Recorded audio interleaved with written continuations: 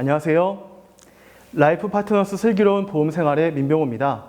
이달 현재 한국은행의 기준금리는 0.5%로 지난 5월 역대 최저로 인하된 후 3개월 연속 동결된 상태인데요.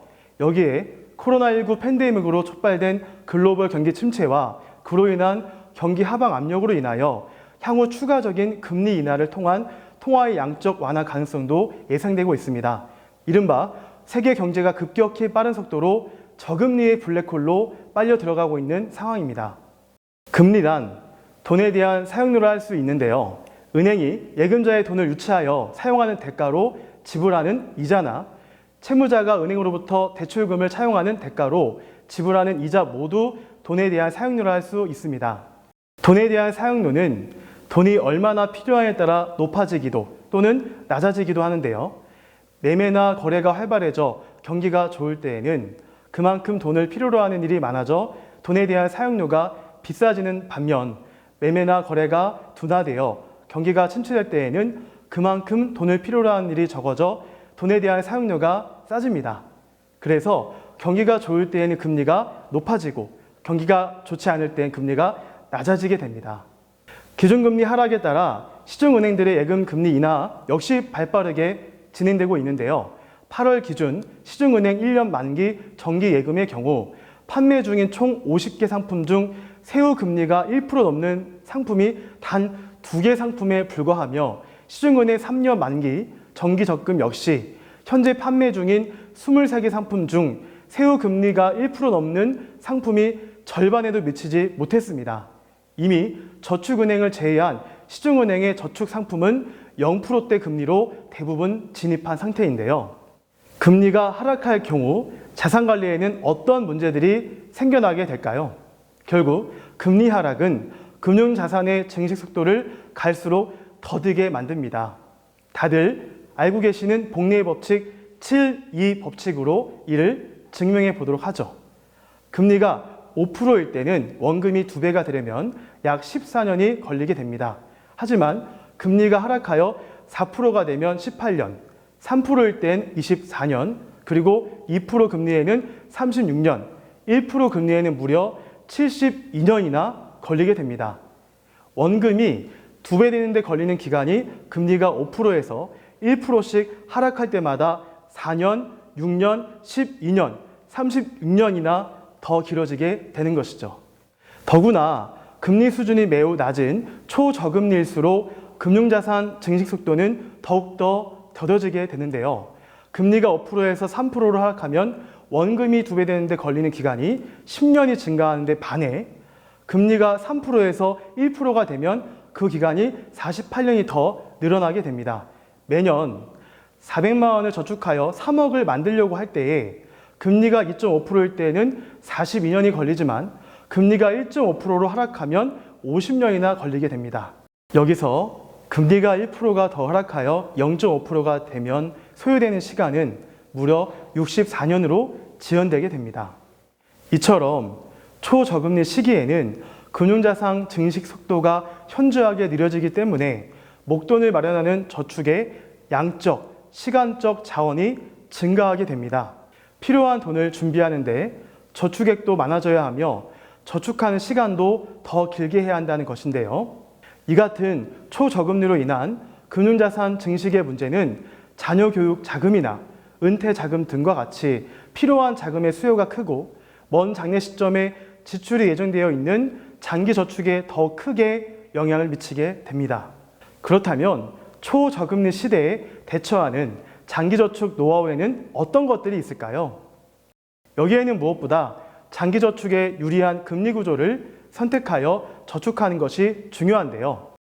장기저축의 특성상 저축금액이 클 수밖에 없고 저축기간도 길기 때문에 이러한 저축 조건에서 수익률을 높일 수 있는 복리 구조로 저축하는 것이 중요합니다. 실제 단리형 이자 구조에서는 저축 금액의 규모가 커지거나 저축 기간이 길어져도 실수익률이 높아지지 않는 반면 복리형 이자 구조에서는 실수익률이 높아지게 되는데요. 현재 시중은행에서는 제한적으로 복리형 이자 구조의 정기 예금과 정기 적금을 판매하고 있는데요. 대부분 저축금액에 제한을 두거나 저축기간을 5년 이내로 제한하고 있습니다. 때문에 복리형 이자 구조라 할지라도 저축금액과 저축기간의 제한으로 복리 효과는 미약한 수준이라 할 수 있습니다. 반면 보험상품의 경우 그 구조의 특성상 보장에 필요한 위험보험료와 사업비 공제로 가입한 후 일정 기간 동안 원금이 발생하지 않지만 보험상품에 불이하는 이자 방식 자체가 연복리 구조이기 때문에 저축성 보험이나 종신보험의 경우 오랜 기간 유지하였을 때 은행 이상의 수익을 제고할 수 있습니다.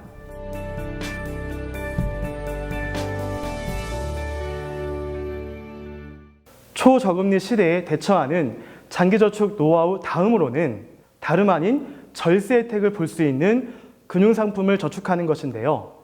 절세는 곧 금융상품의 세후 수령 금액을 늘리는 효과라고 할 수 있죠. 현행 이자 소득세율은 15.4%로 비과세 금융상품을 제외하고는 모두 원리금 수령 시 발생된 이자 금액의 15.4%를 세금으로 원천 징수하게 되어 있습니다. 시중은행의 대표적인 비과세 상품으로는 비과세 종합저축을 꼽을 수 있는데요. 비과세 종합저축제도는 조세특례제한법에 의거하여 금융기관이 취급하는 비과세 종합저축으로 가입할 경우 비과세 혜택을 부여하는 제도로 비과세 종합저축에서 발생한 이자 소득 등을 가입기간이 관계없이 전액 비과세됩니다. 현행 비과세 종합저축 가입 자격은 65세 이상 노인으로 기초생활보장수급자나 장애인, 유공자 등 세부 자격 요건을 충족해야 하는데요. 하지만 뭐니 해도 비과세 효과를 가장 광범위하게 적용받는 금융상품은 바로 보험상품입니다.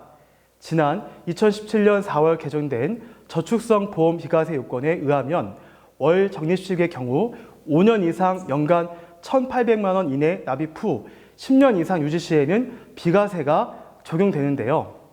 반면 거치식의 경우 1인당 1억 원 한도 내에서 10년 이상 유지 시에 비과세를 적용받을 수 있습니다.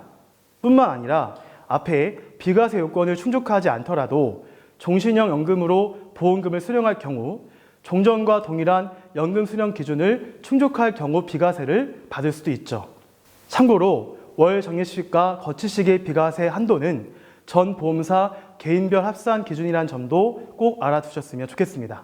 이러한 보험 상품의 비과세 혜택은 단순히 비과세 자체로만 끝나는 것이 아니라 보험금을 수령하는 해당 연도의 종합소득세 신고 및 금융소득 종합과세까지 그 혜택이 연장됩니다. 먼저 비과세 요건을 충족한 저축성 보험의 경우 수령하는 보험금 자체가 비과세 소득이기 때문에 보험금을 수령하는 당해 연도 보험계약자의 종합소득세 과세 대상에서도 제외됩니다. 여기에 당해 연도 금융소득 종합과세 대상에서도 제외되기 때문에 비과세 효과를 통하여 실수령액을 극대화할 수 있습니다. 초저금리 시대에 대처하는 장기저축 노하우 마지막으로 연금 상품에 대한 투자 빈도를 늘리는 것인데요.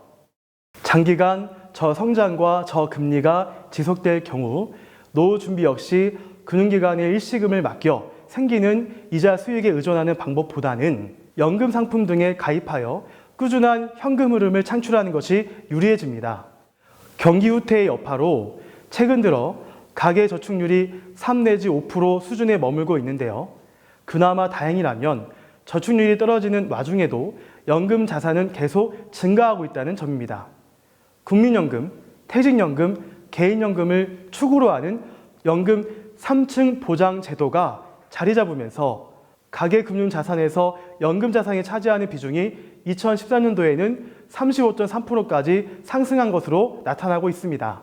그만큼 평안한 노후를 준비하는 데 연금 3층 연금자산 관리가 중요해졌다는 얘기죠. 결국 초저금리 시대에 더뎌지고 있는 금융자산의 증식을 보완할 수 있는 옵션이 바로 복리와 비과세와 그리고 연금 수령이라는 점인데요. 이 세 가지 옵션을 가장 적절히 설계에 반영할 수 있는 상품이 바로 보험 상품인 만큼 장기저축에 있어 금융자산의 실질 가치를 높이면서 장래 시점에 필요한 지출 요소들을 효과적으로 준비해 나가는데 적합한 보험 상품 가입이 그 어느 때보다 초저금리 시대에 필요한 자산 운용이라고 하겠습니다. 라이프 파트너스 슬기로운 보험 생활, 오늘은 여기까지입니다. 보험 가입 전후의 사항들에 대해서 더 궁금한 분들은 상담 전화나 톡 문의 주시면 더 자세히 상담해 드리겠습니다.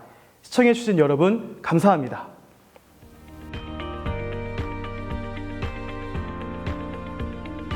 이 내용이 좋으셨다면 구독과 좋아요 꼭 눌러주세요.